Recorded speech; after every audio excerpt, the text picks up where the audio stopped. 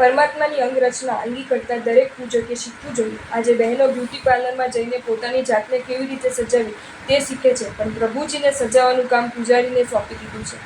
જૂના કાળમાં વપરાતી કાચની હાંડીઓ તથા ઝુમ્મરો ધંધાદારી માણસોને વેચવા કરતાં ઘણા શહેરોવાળા પોતાના નૂતન જિનાલયમાં ઇલેક્ટ્રોનિકનો બહિષ્કાર કરી ઘીના દીવાનો આગ્રહ રાખે છે. તેમની આવી હાંડીઓ આપવાથી તેનો સદુપયોગ થશે. વરસમાં એકવાર તો આખા જિનાલયની શુદ્ધિનો કાર્યક્રમ સકલ સંઘે ભેગા મળીને યોજવો જોઈએ. બહેનો મંદિરના ભંડાર, ત્રિગડા, ઘંટ, થાળી, કટોરી, કળશ આદિ ઉપકરણો સાફ કરવાનું કામ સંભાળે અને ભાઈઓ મંદિરની દિવાળો, છતો, ઘુમ્મટ, શિખર આદિ સાફ કરવાનું કામ સંભાળે. દિવાળીના દિવસોમાં જેમ ઘરની સફાઈ થાય છે તેમ મંદિરની પણ સફાઈ થવી જરૂરી ગણાય. ભગવાનને વધાવતા નીચે પડેલા ચોખા પગમાં આવી જાય તો એમાં દોષ નથી. કાજો લેવાનો ઉપયોગ રાખવો જોઈએ. વધાવવાની વિધિનો વિરોધ કરવો વ્યાજબી નથી. પૂજાની પેટી કે બેસવાનું આસન વગેરે ખાસ કારણ વિના દેરાસરમાં મૂકી રાખવું વ્યાજબી નથી. પ્રભુજીના અંગ પર ચડેલું કેસર ઘણા ભાગ્યશાળીઓ હાથેથી ઉતારીને તેનો વાસક્ષેપ બનાવવાનો પ્રયત્ન કરતા હોય છે, પણ તે વ્યાજબી નથી. જેના ગળામાં વારંવાર ગુલાબના હાર પહેરાવવામાં આવતો હોય એવા કોઈ દેશ નેતા અને સેવકો ગુલાબના હારમાંથી ગુલકંદ બનાવવાનો ઉદ્યોગ ખોલે તો કેવી ફજેતી થાય. મૂળનાયક ભગવાનને પ્રથમ પૂજા થયા પછી તરત જ ચાંદીના ખોળા ચડાવી દેવાથી પ્રતિમાજીનો સોહામણો રમણીય આકાર બધો ખોળાની અંદર ઢંકાઈ જાય છે, એટલે પ્રતિમાજીને જે નાજુકતા નજરમાં આવતી જોઈએ તે આવતી નથી. ખોળાનો ઉપયોગ તો આંગી પૂરતો જ ન છૂટકો કરવો જોઈએ. પૂજા થઈ ગયા બાદ ખોળા ઉતારી લેવા જોઈએ. પ્રભુજીના વક્ષસ્થળ પર શ્રીવત્સની જગ્યાએ ચાંદીનો શ્રીવત્સ અને રત્નની જગ્યાએ ચાંદીના ટીકા લગાડવાની આવશ્યકતા નથી. એ લગાડવાથી ચાંદીના ખોળાનું માપ બરાબર ફિટ આવતું નથી અને ખીલા જેવું દેખાતું શ્રીવત્સ સારું પણ લાગતું નથી. મહિને એકાદ વાર આરસના પ્રતિમાજીઓને ખાટું દહીં અને બુરું સાકર વાળે બરાબર સાફ કરવા જોઈએ. વધુ સારી સફાઈ માટે લીંબુ કુંજાની માટી, સમુદ્ર ફીણ ઇત્યાદિ દ્રવ્યો પણ ઉપયોગમાં લઈ શકાય. પ્રાચીન પ્રતિમાજી જમીનમાંથી નીકળ્યા હોય તો 18 અભિષેકનો વિધિ કરાવી લેવો જરૂરી ગણાય. તેની ફરી અંચન છલાકા કરવાની હોતી નથી. અનેક સંઘોમાં આજે મહિલાઓના ભક્તિ મંડળો ચાલતા હોય છે. એમાં કેટલાક મંડળ ગવૈયાઓની જેમ પોતાનો નકરો બાંધીને ભક્તિ કરતા હોય છે. નકરાની રકમ ભેગી કરીને તેમાંથી યાત્રા, પ્રવાસો, વિવિધ ચીજોને ભાવનાઓની આદિ પણ કરતા હોય છે. આ બધું વ્યાજબી લાગતું નથી. ભક્તિનો તો વળી ટેક્સ હોય. કોઈ પણ અપેક્ષા વિના જ પ્રભુ ભક્તિ નિમિત્તે જ મંડળ ચલાવવું જોઈએ. પૂજા ભણાવનાર ભાગ્યશાળી ખુશ થઈને મંડળની અનુમોદના અર્થે કંઈ પણ રકમ આપે તો તે રકમ મંડળની ભેટ ગણાય, જેનો ઉપયોગ ભક્તિ માટે વાજિંત્રો આદિ લાવવામાં, અંગરચના કે મહાપૂજા કરાવવામાં કરી શકાય.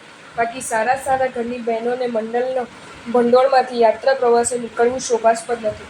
ઘણા મહિલા મંડળોએ તો બેંકમાં પોતાની એફડી પણ કરાવી છે અને ઘણા મંડળોમાં આવી એફડી માટે મહાભારત ઝઘડાઓ પણ થયા છે. સમજી વિચારીને આ પૈસાની માયાથી દૂર રહેવું જોઈએ. શ્રી સંઘના ઘણા બધા સભ્યો શ્રી સંઘના વહીવટી તંત્રથી સાફ અવલિપ્ત રહ્યા છે. કંઈ પણ વિખવાદ ઊભો થાય ત્યારે આપણે શું, આપણા પંચાયતમાં પડતા નથી એવા ઉદાસીન ઉદ્ગારો કાઢીને પોતાનો સંસાર જ સલામત રાખવામાં રચ્યા પચ્યા રહેતા હોય છે. આવી પલાયન વૃત્તિ યોગ્ય નથી. હૃદયમાંથી ધર્મશ્રદ્ધા જ્યારે ખસી જાય છે ત્યારે ધર્મસ્થાનો પ્રત્યેની મમતા પણ ખસી જાય છે. સાચી શ્રદ્ધા અને મમતાનો અભાવ થતાં ધર્મસ્થાનોની દુર્દશા સર્જાતા બહુ વાર લાગતી નથી. સ્થાવર જંગમ મિલકતો શ્રી સંઘની છે તે માટે પ્રત્યેક સભ્યે કાળજી કરવી જોઈએ. અક્ષત પૂજામાં ચોખા હાથમાં લીધા બાદ પહેલા સિદ્ધશિલાની ઢગલી કરી, પછી જ્ઞાન, દર્શન, ચારિત્ર્યના 3 ઢગલીઓ કરી, તે પછી સાથિયાની ઢગલી કરી. આલેખન કરતાં પહેલા સાથિયો કરવો અને છેલ્લે સિદ્ધશિલા કરવી. તીર્થસ્થાનોમાં યાત્રાએ જવાનું થાય ત્યારે કર્મચારીઓ, પૂજારી આદિને લાંચ આપીને કોઈ પણ કામ કરાવવું નહીં. બક્ષિસની રકમ પણ બક્ષિસ બોક્સમાં નાખવી, પણ વ્યક્તિગત ભેટ ના આપવી. તમારી એક દિવસની ભૂલ વ્યવસ્થાપકોને કાયમ માટે મુશ્કેલીમાં મૂકી દેતા હોય છે. હવે જમાનો બદલાઈ રહ્યો છે. માણસો માલિકની જેમ વર્તવા લાગ્યા છે. સરકારી કાયદાઓ તેમનો બચાવ કરતા હોય છે. કોઈક તીર્થોમાં પૂજારીઓ ભેગા મળીને હડતાળ પાડ્યાના પ્રસંગો પણ બની ચૂક્યા છે. આવા સંજોગોમાં સમજીને રિલિજિયસ ટ્રસ્ટોમાં સર્વિસ માટે જૈનોની જ પસંદગી કરવી. મહોત્સવોનું આયોજન પણ સમજી વિચારીને કરવા જેવું છે. શાસન પ્રભાવના માટે થતા મહોત્સવમાં જો માત્ર ગણતરીના માણસો અને ગવૈયાઓનો ભેગો મળીને પૂજા કે પૂજાનો ભાનાવી જવાની હોય તો ભક્તિનું હાર જળવાતું નથી. આજકાલની લોકરુચિ માટે પણ શોર્ટ ટાઈમ ફંક્શનને માનવાવાળી થઈ ગઈ છે. લાંબા દિવસો સુધી ચાલતા ફંક્શનમાં હવે લોકોને રસ રહ્યો નથી. ટેસ્ટ મેચના આકર્ષણ ઘટી ગયા છે. હવે તો લોકો વન ડે મેચને જ પસંદ કરે છે. આમ લોકરુચિને ધ્યાનમાં લઈને કાર્યક્રમો એવા ગોઠવવા જોઈએ કે જેમાં થોડા ટાઈમે ઘણા લોકો વધુમાં વધુ લાભ લઈ શકે. બજારમાંથી નવા જિનબિંબો જ્યારે લાવવાના હોય ત્યારે ખૂબ સાવધાની રાખવી. માર્બલના નીકળેલા ડાઘને ઢાંકવા માટે કારીગરો આરસની ભૂકીને સફેદ કલર સાથે ભેળવીને ડાઘ ઉપર લગાડી દેતા હોય છે. મૂર્તિ ઘડતા કોઈ અંગ ખંડિત થઈ ગયું હોય તો એડલાઇટ જેવા સોલ્યુશન વડે સાંધીને છુપાવી દેતા હોય છે. માટે કોઈ પણ કલર પોલિશ કે વેક્સ પોલિશ લગાવ્યા પૂર્વે મૂર્તિ પસંદ કરી લેવી જોઈએ, તે પછી તેના પર રંગ ભરવાનો હોય ત્યાં ભરાવી શકાય છે. તમામ તીર્થોમાં અવ્યવસ્થા અશાંતના ઊભી કરવામાં સીધી કે અડકતરી રીતે જૈનો જ જવાબદાર બનતા હોય એવું લાગે છે. પાલિતાણામાં શાશ્વત ગિરિરાજ ઉપર દહીંનો ધંધો ધૂમધકાટ ચાલે છે. તે લોકોને ઉપર આ ધંધો બંધ કરવા કહીએ છીએ તો જવાબ આપે છે કે તમારા વાણિયાને ખાતા બંધ કરો. એ ખાય છે માટે અમે વેચીએ છીએ. એવો જ જવાબ ધર્મશાળાના મેનેજરો, પૂજારીઓ વગેરે પણ આપતા હોય છે. દોડીવાળાઓને બગાડવાનું કામ યાત્રિકોના વરદ હસ્તે થતું હોય છે. માટે હવે ફરિયાદ કરવાને બદલે પ્રત્યેક યાત્રિક તીર્થના લાભ માટે, અશાંતનાથી બચવા માટે પોતાના વર્તનમાં સુધારો કરે તે ખૂબ જરૂરી છે. જિનાલયના રંગોરોગાન માટે આજે માટે મોટા ભાગે લાઇટ ઓછા રંગમાં પસંદ કરાય છે, પણ રસ્તાની ધૂળ, પેટ્રોલના ધુમાડા આદિના કારણે તે પીળા પડી જાય છે. મંદિરની અંદિર બાજુએ પણ સફેદ કલર હોવાથી ધૂપ દીપથી પીળો પડી જતા વાર લાગતી નથી. એટલે કલરની પસંદગી યોગ્ય વિચાર કરીને કરવી.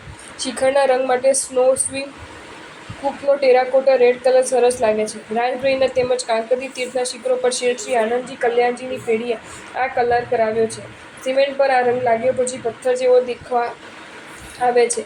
પથ્થર પર પણ ડૂંગો માર્યા પછી આ કલર લગાવી શકાય છે. શિખર ઘુમ્મટનો કલર એક જ રાખવો, પણ મંદિરની જગ્યાથી નીચેનો કલર જુદો કરવો, જેથી ક્રોસ મેચિંગ થાય.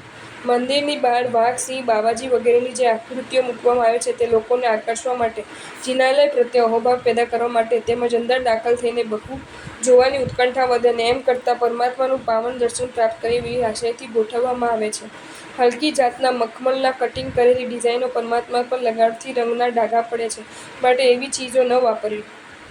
જીન મંદિર શુદ્ધિના કાર્યક્રમમાં એક ટીમ જીન બિંબોનું ઉજાવલન કરે, જેમાં ખાટું દહીં, ખંભાતની વરખડી માટી, સુમદ્રો ફીણ આદિ ચીજોનો ઉપયોગ થઈ શકે. એક ટીમ ગભારાની દિવાળીનું શુદ્ધિકરણ કરે, એક ટીમ રંગમંડપની દિવાળનું શુદ્ધિકરણ કરે, એક ટીમ બારી બારણાનું શુદ્ધિકરણ કરે અને એક ટીમ બહારની શૃંગાર ચોકી, પગથિયા વગેરેની શુદ્ધિ કરે. પછી બધા ભેગા મળીને ઉપરના શિખરની શુદ્ધિકરણનું કામ કરે. આ રીતે ટીમવર્ક કરવું જોઈએ.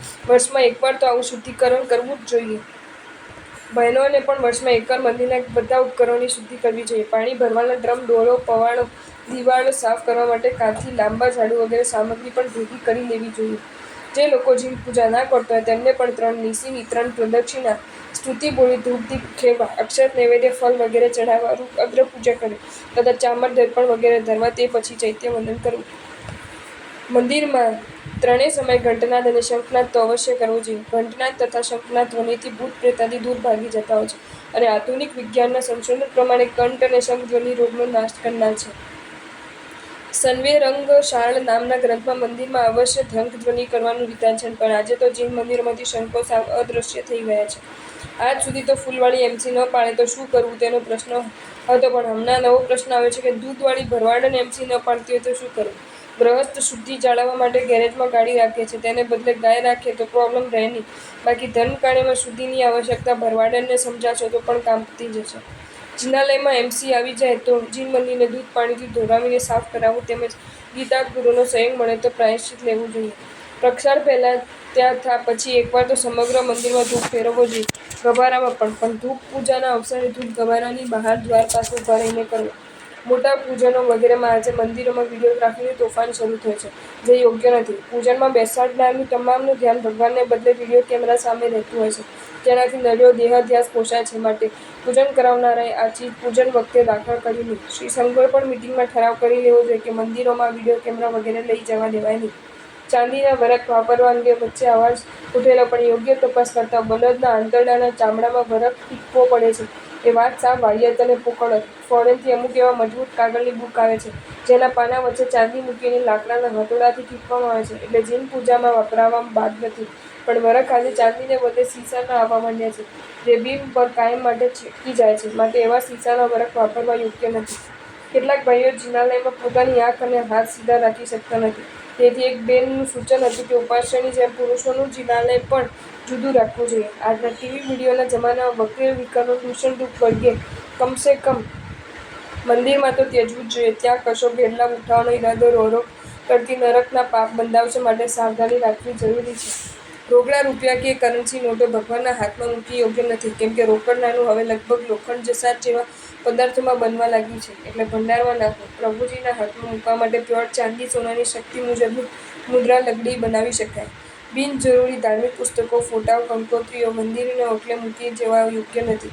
શ્રાવકે જાતે જ એની નિર્જન સ્થાનમાં કે વહેતા પાણીમાં ઝેડા કરી દેવી જોઈએ. ગુરુમૂર્તિ, ગંધર્વમૂર્તિ પાસે તેની સ્તુતિના શ્લોકો બોલી શકાય. જો તમને આ વિડીયો ગમ્યો હોય તો આ વિડીયોને લાઇક કરો અને શેર કરો અને આવા જ નવા વિડીયો જોવા માટે જૈન ફેક્ટ્સ એન્ડ સ્ટોરીઝની ચેનલને સબસ્ક્રાઈબ કરો. ધન્યવાદ.